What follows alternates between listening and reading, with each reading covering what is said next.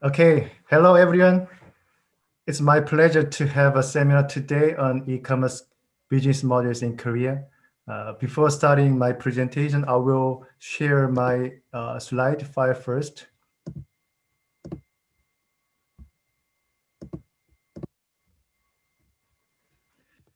Okay, so before starting my presentation, I will briefly introduce myself to you guys.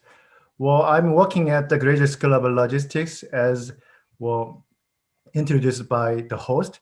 Well, our school is dedicated to research and education in the field of logistics and supply chain management.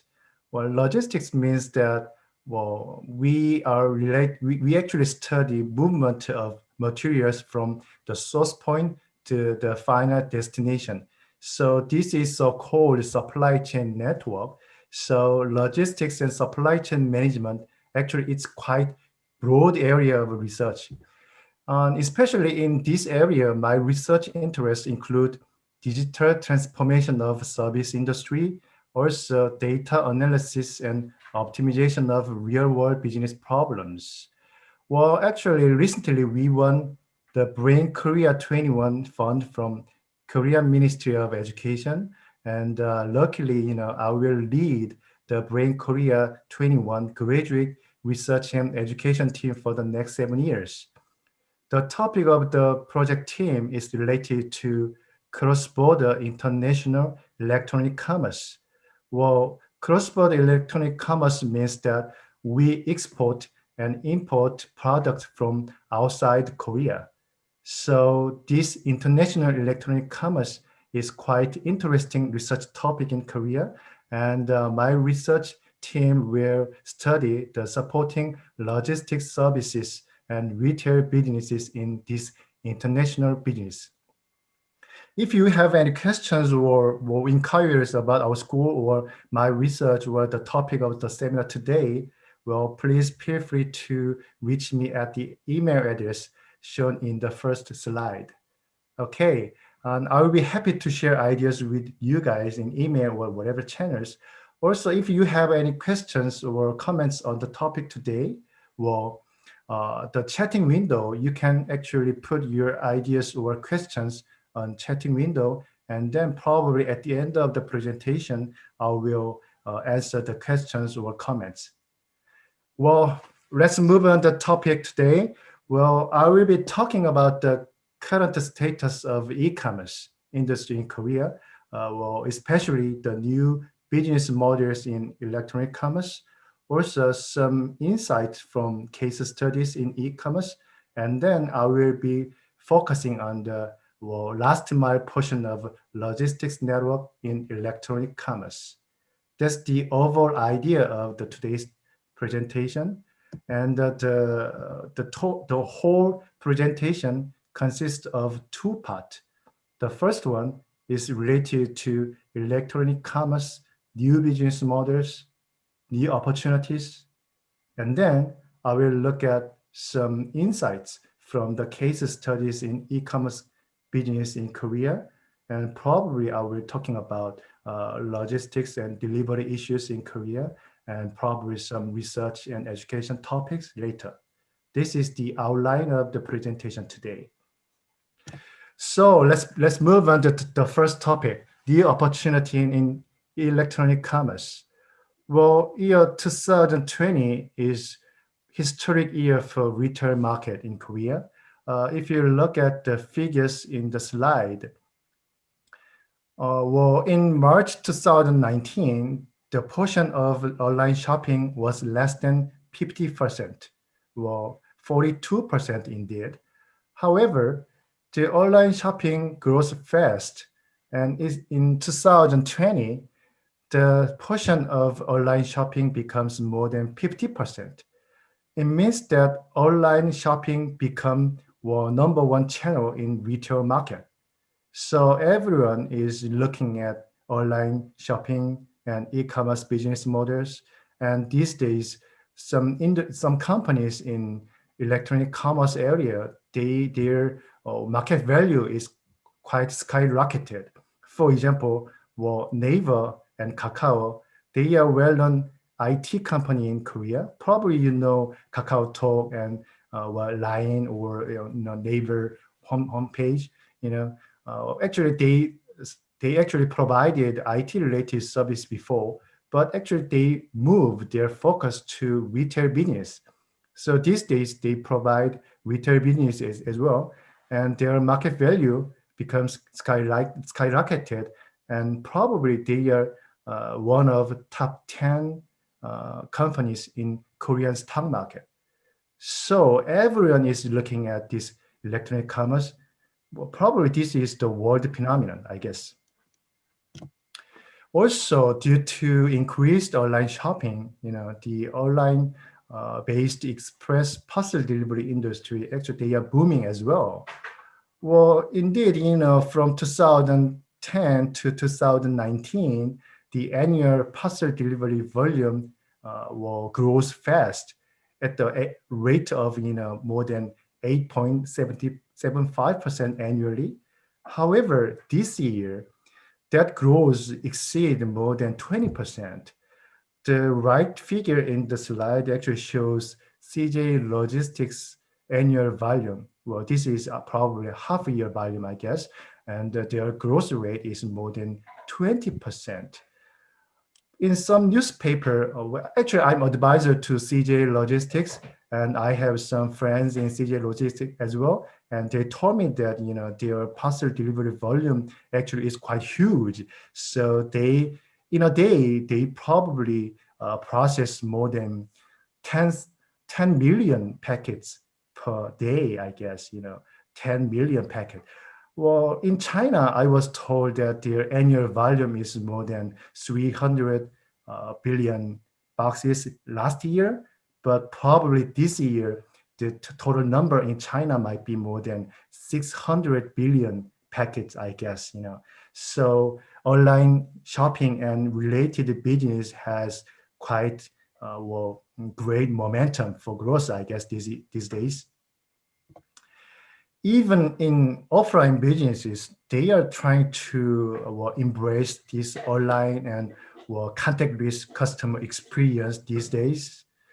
Well, last year, actually, Korea government increased the minimum wage for service charge, so probably the minimum wage goes up these days. So because of that kind of increased minimum wage, we need to move on to digital world instead of offline business, because it will be difficult to find people to serve in this industry because of low population growth rate, low birth rate, and high minimum wage. So Korean offline stores, they needed actually even last year, devise some way of digital channels for customers.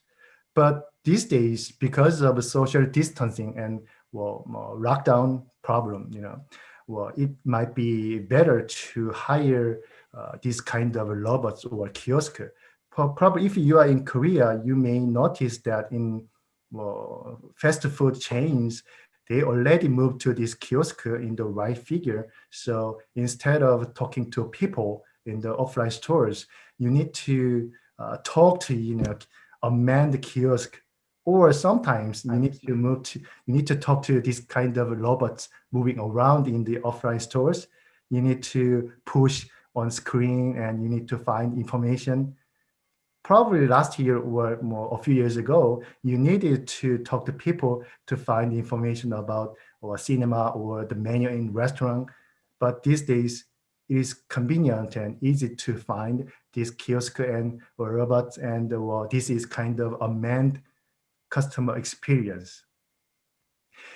The main benefit of this kind of contact-based experience is that not even just social distancing or coronavirus related things. Actually, the business can have more information about the customer. Since people talk to communicate through these digital devices, it means that the company can have more information about the customer experience, how they choose or how they browse information in the screen. based on the information, actually they can change the business or they can change menus. Since they can access information about customer browse information, history, so they have more information about the customer. So this kind of unmanned and digital channels actually gives more data to custom or businesses, so we can access this data to enhance customer experience and to improve their digital services. Also, you can see robot barista or serving robots in Korean restaurants, probably in some innovative chains, I guess. So for your reference, I actually put link web page informations in the bottom of the slide. So after the presentation, if you want to access more information about the business models of this, contact with customer experience or whatever, you can access the web page here for the reference, I guess. Okay.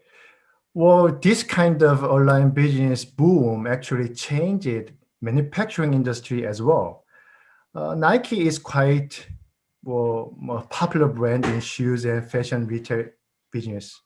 Probably you may have experience to buy Nike brand in online shopping malls or mobile phones. So you may think that you already have Nike products on online. So online business of manufacturing industries is not that quite new. However, the back end operation of this kind of manufacturing companies changed quite a lot. For example, in Nike DTC, direct to consumer business models, actually they pulling products from Amazon away, and actually they shut down some offline channels, and they focus on mobile esports kind of apps, Nike Plus sneakers or Nike Fit. So based on this mobile app, actually they can access your information because you may access Nike Plus or sneakers app. You actually browse some information on mobile apps. So actually you send your information to Nike, and then Nike will recognize any changes in customer experience or preference. They will change products or they change operation models based on that customer data. So even last year or a few years ago, they had online businesses, but at that time, they sold product to online retailers. And then those online retailers or offline retailers, they sold products on online website. So Nike did not have any information about your information because retailers, they have information. But by changing to direct to consumer business models, Nike can access your information directly. And then the offline store becomes flagship experience stores. Instead of selling products to you or to customers, they focus on customer experience. So their offline flagship stores becomes showroom business. Their focus is not to sell any product to you. Probably their offline stores is dedicated to showroom businesses and customer experience enhancement. Probably you experience some kind of new products at their flagship store, and then you order products online. So even in 2019, last year, from the total revenue of $34 billion, 34% of their revenue comes from digital channel.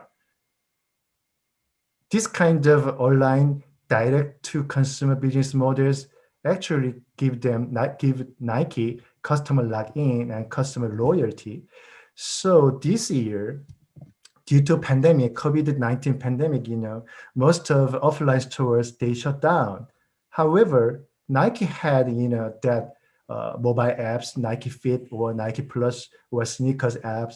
They can meet customers on online, and then already they have offline logistics operation channels, operation infrastructure, they can easily send item to customers. They already have that business models, and they already have infrastructure. So even that severe pandemic lockdown problems, Nike revenue is no problem. So even manufacturing companies, they are trying to meet you guys on online instead of on offline stores. This kind of offline channel transition actually gives them an edge to competitors. In Korea, we have some news articles about this kind of DTC or subscription-based models. Traditional retail business models, the retail channels are quite diverse, and demand chains are quite complicated. So, if you operate a manufacturing company, instead of selling products directly to you, you usually sell your product to retail channels, retail stores, or retailers. So the overall demand chain is fragmented, and everyone has their own focus. For example, manufacturing companies, they focus on product development and manufacturing. And the retailers, they are trying to do some marketing campaigns, and they are trying to sell product to you. And logistic companies, they will deliver items to you. So in this demand chain, fragmented demand chain, everyone has just a part of information. They only control a part of the total value chain. However, in the right side, direct to consumer business models, in this business model, the manufacturers, they actually meet customers directly, and they handle customer channels, and they manage the overall delivery services. So the fragmented market becomes centralized market these days. I tried to find some examples in Korea, and I noticed that this Wisely company, Wisely is quite new company in razor businesses. Well, the CEO actually told to the press that Gillette razors are quite affordable. However, Gillette blades are quite expensive. They are probably the price of a razor is somewhere $20. However, the material cost is less than $5. So more than $15 are kind related to management cost. Probably some portion of the management cost from the price of $20, probably only 5% is related to direct material or manufacturing. The $15 are related to management, and probably among $15, probably $10 are related to marketing campaign. And probably they will give, the Gillette company has a contract with the famous tennis star Roger Federer, and they gave him more than $10 million or a few $1 million. So it's quite huge money to sports star, and they actually show up in some commercial ad, and then they show Gillette blade, and then they may say, "Oh, this is very good razor." So you actually pay for $10 for Roger Federer marketing campaign instead of direct material. So this kind of razor startup, they focus on this kind of marketing bubble or that management cost. They decided to skip retail businesses. They decided to sell Wisely razor blade to you, and they will send razor blade every month or every 2 months at very cheap price. The reason why they can decrease the price of the razor is that they do not need to give premium to any sports star or any marketing campaign or any whatever related to management. They can access customers, so probably they can make the price down. So customers and the Ranger startup wisely can have synergy here. Probably the loser might be Roger Federer because he lost the contract with whatever companies related to marketing. So people tend to focus on the fundamental of the product. Instead of paying for marketing campaign, we need to focus on the product itself. Razor, it's just a razor product, You don't need to pay a lot of money to sports star marketing campaigns. So companies are moving to direct-to-consumer businesses. Also, for example, Laundrygo, the right bottom side of the presentation slide, it shows a laundry cabinet in front of a custom house.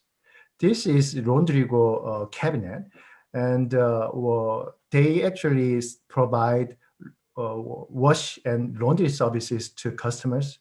If you have something to wash, then you put laundry into the cabinet, this cabinet, and then the Laundrygo company will pick the laundry up, and then they wash item and then return to the Laundrygo cabinet.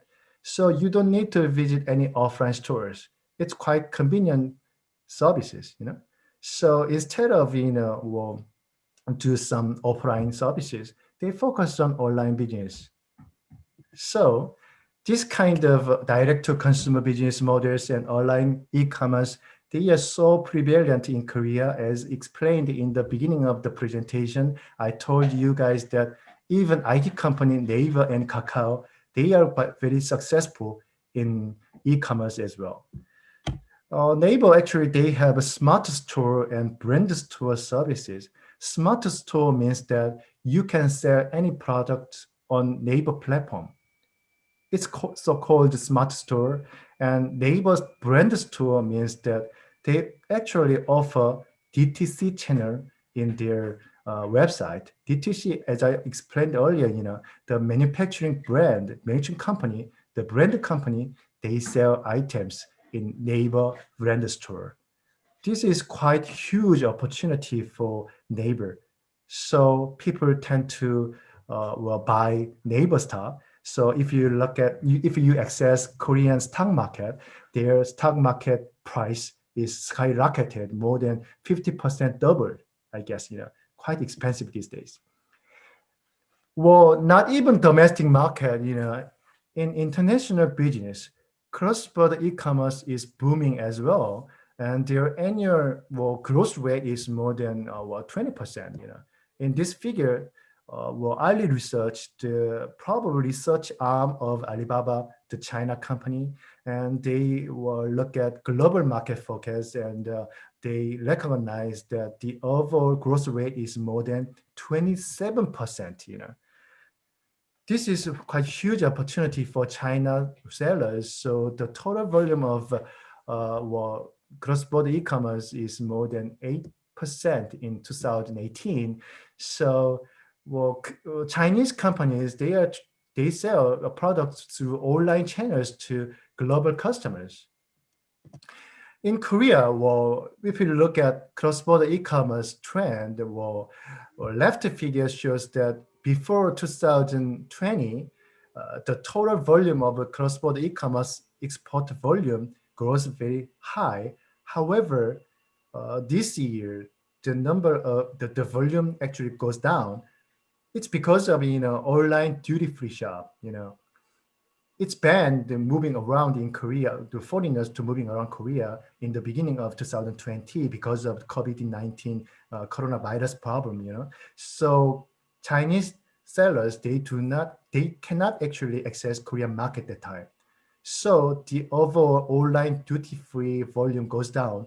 However, if we exclude that online duty-free volume, if we focus on pure online e-commerce volume in international trade, it goes quite high. It grows very high. So I guess probably in a few years later, probably cross-border e-commerce or business models will be popular in Korea as well. There are some quite interesting examples in Korea. This guy, the right side of the figure shows that an old man who actually owns blacksmith in rural area in Korea. Actually, he made homi. Homi is very specialized gardening equipment in Korea. It's traditional equipment in Korea. Well, probably a few years ago, he sold his product to local market. So every day he only sell a few products to local market customers. However, some people talk to him that Amazon is quite Amazon has huge number of customers, and probably some young man probably puts his homie in Amazon website, and then he sold more than 100 homie in Amazon. So his business grows more than 10 times or 100 times more. This is electronic commerce business. Actually, the electronic commerce make the physical distance to zero. So you can access any information in any part of the global countries. So if you want to buy, for example, bicycle from Taiwan, you can easily access probably Lazada website or Alibaba, AliExpress. You can buy products at there, and then you can have the product probably in less than 2 weeks. So the only problem is that the logistics, the mobile phone or DTC mobile channels or home pages, they literally put the physical distance to zero. However, the only one part of the problem is that the logistics delivery service. So now we have information globally. The question is that can we improve logistics services? So if you buy product on online, probably those Western customers, like customers in the United States, they buy homie from this rural blacksmith offline stores in Korea. So you can buy products very fast. However, to deliver the product to the customers, it will take more than 20 minutes, 20 days. So our question is that how can we improve this delivery offline services? That is the second part of the presentation. I will do some case study from Korean companies, and then I will do some insight from the case study. Mostly, it's related to last mile portion of the delivery network. So we call it delivery war in e-commerce businesses. As we know already, this COVID-19 pandemic has profound impact on the way we do business and the way we live in real world. And the supply chain actually collapsed. And in this news article, they said that in United States, they sold out of pork, so you cannot buy anything in the offline store. So they fail actually to manage the overall logistics services. However, in Korea, actually we didn't have that kind of value chain collapse. We actually do business very quite efficiently using online stores. Coupang is the number one in case study in Korea. Coupang is famous for their rocket delivery service. Rocket delivery means that if you buy something in Coupang, probably you may already have some experience in Coupang already, I guess. I do order a lot of products from Coupang every day, and I was so impressed by their delivery services. Coupang has multiple delivery services. They have dawn delivery service. It means that they deliver items overnight, probably sometime around 4:00 a.m. or 5:00 a.m. They deliver items to you, fresh groceries. And then if you buy something in the morning, they will they send the item to you by 4 or 5 p.m. So they have great delivery services to customers. So That's why they call their delivery services rocket delivery service. And SoftBank, the global investor in IT businesses, the SoftBank actually valued their business as $1 billion. $1 billion means that $10 billion. $10 billion means that their market valuation is quite high. And the reason why Coupang actually invested huge money to Coupang business is that last mile delivery network actually need huge investment.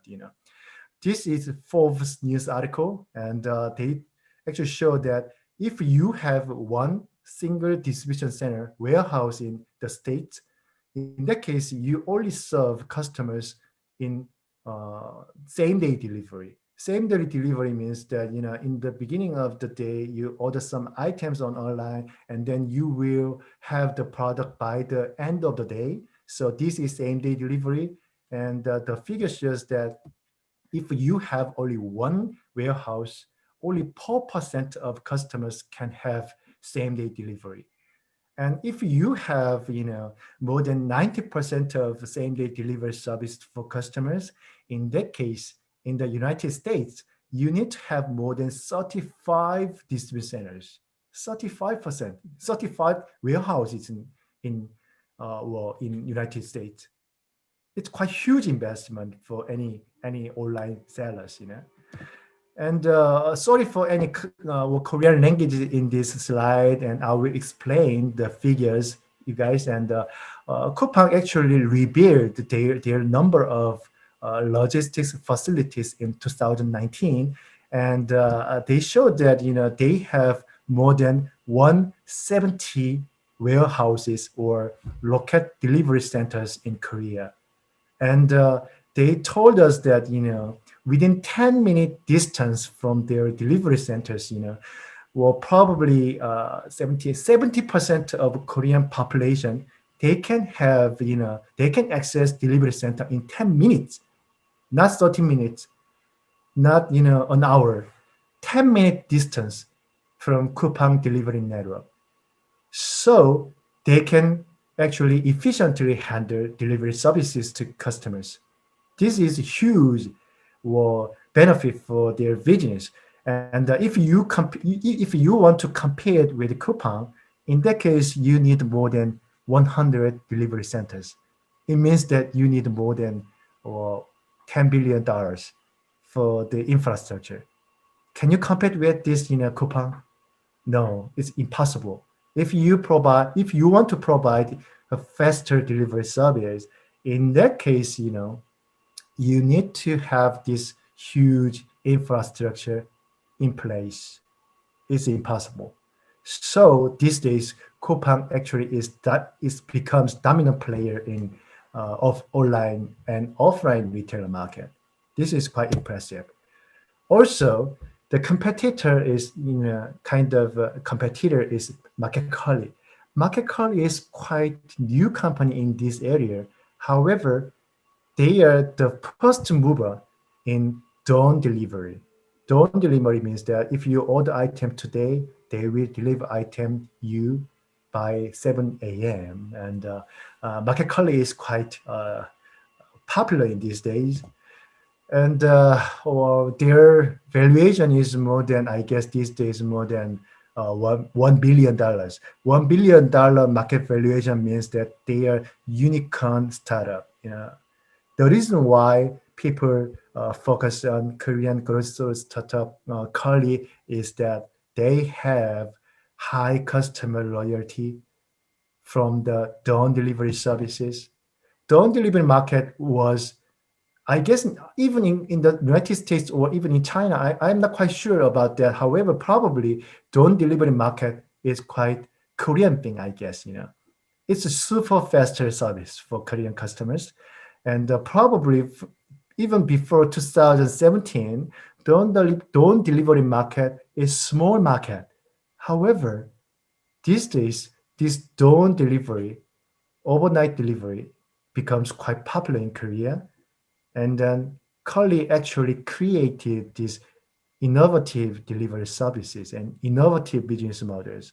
So the competitors to Curly, actually, they try to adapt drone delivery. So Coupang, actually, they started drone delivery from the beginning of this year because they already have huge infrastructure out there, and they have more than 170 delivery centers. So they were able to send item very fast.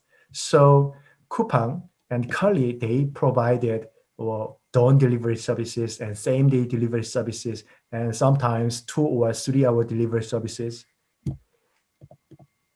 So the offline stores in Korea, Emart and Suk.com, 신세계.com, abbreviation of 신세계.com is SSG, so we call it Suk.com. Emart and Suk.com, actually, they invested a lot of money to build, this online delivery, dedicated delivery centers in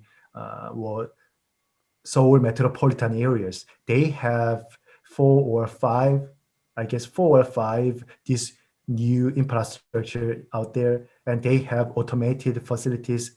So they actually have, when they have orders from customers, they assemble orders in this factory like warehouses. They put items onto a single box. This is kind of assembly of process, and they send items to customers using their own truck fleet. So they are trying to invest in warehouse automation. It's quite huge investment. Also, 배달의 민족, 배민, 우아 brothers, 배민, is quite popular food delivery company in Korea, and they actually had these motorbike riders. So these motorbike riders, they deliver food to customers, but they actually look at online businesses, and they had some chance to have grocery delivery services. So 배달의 민족, 우아 brothers, they started deliver any product to you in 30-minute quick delivery services. Some graduate students from my school, actually, they now have some positions in 배달의 민족, and they told me that they have more than 30 micro fulfillment centers in Seoul metropolitan area. And micro fulfillment service means that in urban areas inside the city, they have a warehouse and they have delivery people. And if you order something, they will deliver items from the urban micro fulfillment centers to you. So they invested a lot of money to replace convenience store. You can access convenience store quite efficiently. However, probably you may feel some difficulties to access convenience stores. In that case, you order items in 배달의 민족 배민 app, and then you can have spaghetti or sauce or ramen or whatever food items. You can have it in less than 1 hour. So this is quite new innovative business models. And Israeli startup Fabric, they try to build automated robot-based facility inside urban areas. In this case, if you look at this figure, this is inside parking lot. Parking lots are everywhere in urban cities, and they actually put these facilities inside the parking lot. And if you order items, they can deliver items in 30 minutes. So they are trying to make the physical distance to zero, not even information. They are trying to physical distance. They are trying to make this physical distance to zero. Also, Ua brothers, they are trying to invest in autonomous delivery robots, and probably in Konkuk University, the private university in Seoul, actually they have some preliminary services in food delivery in here in Konkuk University. And also GS25. GS25 is a famous convenience store in Korea. They have more than 10,000 stores in Korea, and they are trying to deliver items by drone. So probably in less than 5 years, you will have drone services in some suburban areas. Inside city, it's quite complicated and congested areas, so probably the drone cannot move around, However, if you live in some suburban areas where, the traffic jam is not that high and you cannot easily access convenience stores, in that case, in that suburban areas, you can see some drone-based services in 5 years, I guess, And I was told that in the States and in China, this kind of drone services are quite, high demand in suburban areas because, in China and in the States, their population density is quite low. It means that, you cannot spot or cannot find any convenience stores nearby. So in that kind of suburban areas, drone service will give you quite huge advantage. So this is the overall case studies, and we will look at the fundamental of retail businesses. In retail businesses, the three values are quite important. The first one is low price. So you need to low price to survive in retail market. You cannot actually sell any expensive product to customers because your competitor will lower the price. So because of the zero information distance, people can easily access price comparison site. So if you try to sell any expensive product on online, you will lose. So always, regardless of your location, or regardless of whether you are offline store or online store, you need to focus on low price. But there are two other values for customers. The first one is definitely convenience. Offline stores, they actually provide better convenience over online competitors because they have huge offline store network inside Korea, everywhere. You can easily find the convenience store. So they provide convenience. However, the convenience store, they do not have large selection. Their product lines are quite narrow. What it means that, is that if you visit any convenience store, the number of items inside the convenience store is less than 33,000 items. If you visit eMart or HomePlus or big box retailers, in that case, the number of items are somewhere 50,000 items.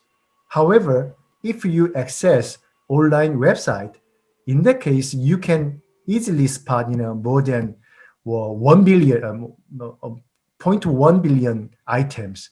Sometimes, 1 billion items outside in online web stores. So the online stores, they provide more diverse items customers. Okay, so online companies, they have advantage in selection, variety of items, and offline stores, they had advantage in convenience. However, logistics services, delivery services actually give some advantages to both sides. For example, okay, for offline stores, better logistics service means that we can increase the number of items inside offline stores by frequently restock the convenience stores. You can have more items inside, so you can have more selection through logistics and IT. Also, if you are online company, in that case, online companies, they had a variety of items, but their convenience quite not that convenient. However, drone delivery and same-day delivery, this kind of innovative delivery services, they actually, give some edges to online companies. Okay, so probably in the in this coming retail world, offline companies and offline companies, they will compete in delivery services. So this is probably some of the reasons why we need to study retail businesses and logistic services as well. Okay, this is the end of my topic.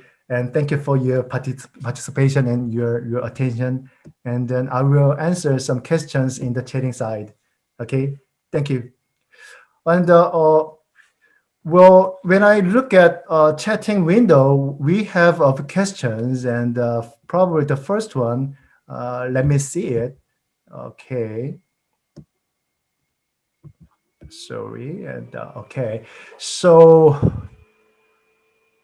okay, Moroccan thing and virtual marketplace on manufacturing SMEs, blah blah. And okay, as a newcomer to the research realm, any advice for satisfactory research proposal for this virtual marketplace for manufacturing internationalization? Okay, probably this question is related to international trade, I guess.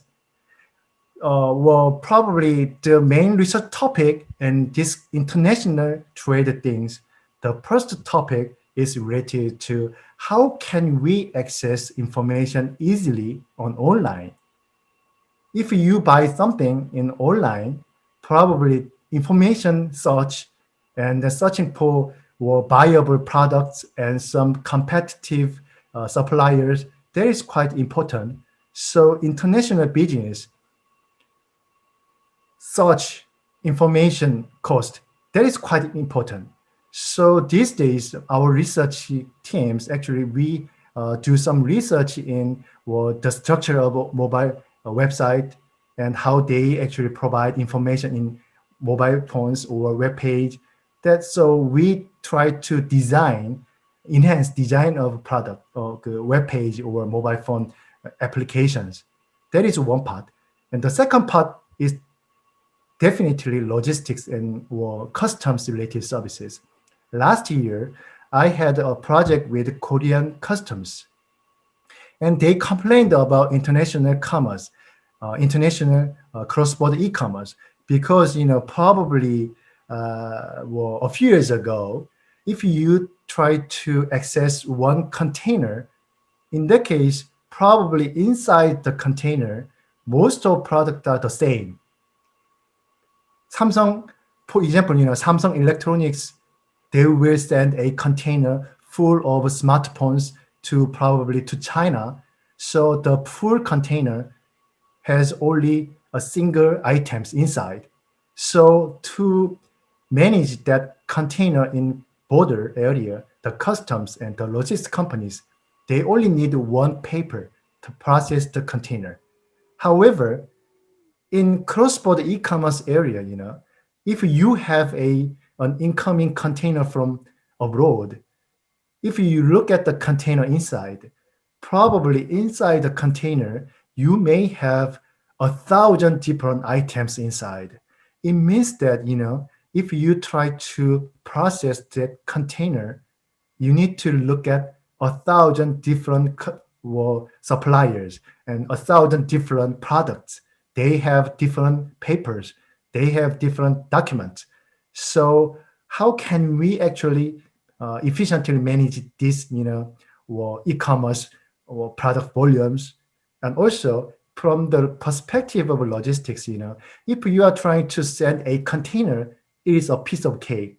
However, if you want to send a box to the outside abroad, in that case, it's quite difficult, So you need to design different logistic network and different way of business. So you need to talk to express company and Korea customs and logistic company and warehouse. So this is quite huge research areas.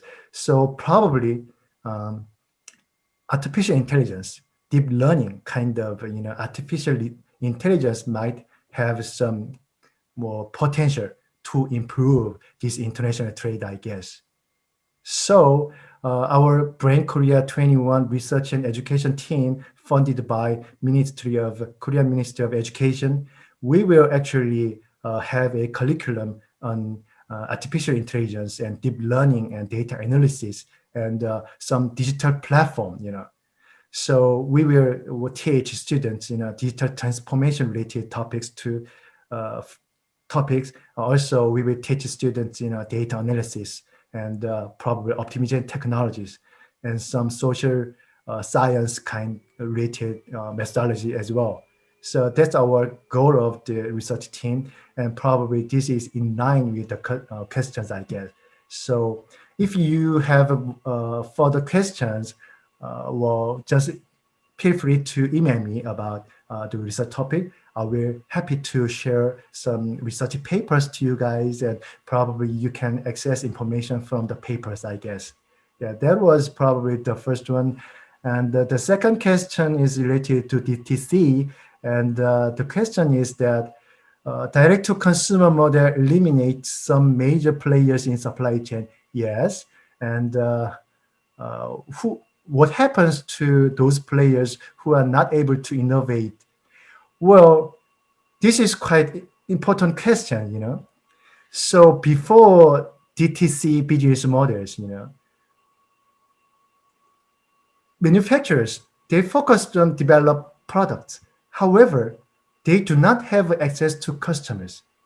So they needed to find retail channels who will sell your products. So at that time, smaller companies, they didn't have any advantages in retail businesses. However, right now, you have direct channels, so you can easily find customers in DTC channel. So probably in DTC supply chain channels and world, smaller companies have more advantage. Probably big brand or big companies like Nike or Adidas or whatever big brand, they actually have the same advantage with smaller ones. So my assumption is that smaller companies may have benefits, advantages in online areas. So in this case, you know, you need to have direct consumer channels and online marketing capabilities, and you need to have, you know, logistics capabilities. So not just focusing on the product development, you need to focus on the entire service capabilities, you know. That is quite important question, and that more important topics to discuss, I guess. And right now it's 5:57. I'm not quite sure whether we can discuss further, and I may ask host about, you know, whether we can have more question sessions, I guess, you know. 저기 임 선생님, 네. 더 진행해도 되나요? 여기서 마무리할까요? 네. 조금 더 하셔도 됩니다. 교수님은 괜찮으시니까 네. 감사합니다. 알겠습니다. Okay, well, the host allowed us, you know, just a few more minutes to discuss Q&A session, and I will pick the last question, I guess. Okay. Okay. The last question here. To introduce e-commerce business into developing countries, how should we start step by step? Well, I already explained that, you know, in online business and direct-to-consumer business models, you know, smaller companies have more advantages because, you know, in the traditional business models, offline retailers, they focus on big brands. They don't have any, so smaller brands do not have any chance to sell product to offline stores because, you know, the offline stores, they have quite restricted resources, and they have only small or they restricted storefronts. So they only focused on top-notch products. So smaller ones, they didn't have a chance to sell products through offline stores. However, in online business area, DTC model, you know, you can have access to anywhere in the world. It means that, you know, even developing countries, let's look at, you know, some developing countries. Developing countries, they do not have any offline infrastructure. They may have, you know, limited offline stores. So it is quite, you know, kind of advantage for them. Instead of, you know, invest in offline infrastructure, they might be focusing on online area. So if you look at Indonesia or Malaysia or some Asian countries, they have great companies in mobility businesses like, you know, Gojek, Grab, and Lazada in online area. So for those developing countries have more advantages because they don't have any offline heritages. You don't have to offline store anymore. Just focus on online, and the world is yours. Probably 10 years ago, even though you are very successful in developing countries, you cannot sell items all globally. However, if you are successful in domestic online market, you can access foreign customers very easily. So I guess this kind of digital transformation is better for developing countries. In developed countries like US or UK or Europe, they already have offline infrastructure. So they have great resistance from the traditional retail businesses.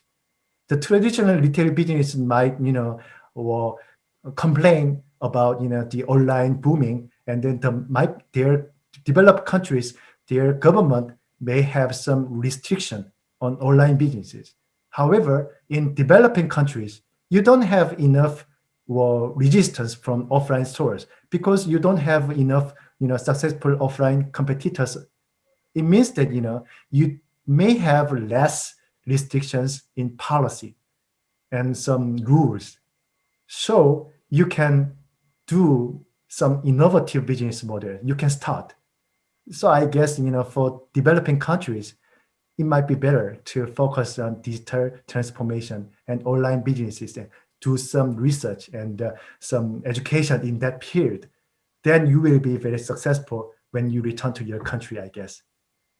Okay, this was my last question and answer, I guess, and if you have any questions about inquiries about comment or whatever, feel free to contact me. And since we actually won Brain Korea 21 research fund from Korean Ministry of Education, we actually secured huge money for student grant. So we have a lot of money for custom students. So if you want to study in digital transformation and e-commerce and logistics, well, you can apply for our school, Graduate School of Logistics in International University. So we can further discuss about the topic, I guess. Okay, thank you for your participation and thank you for your patience. And hope you have a great experience in Korea. Thank you.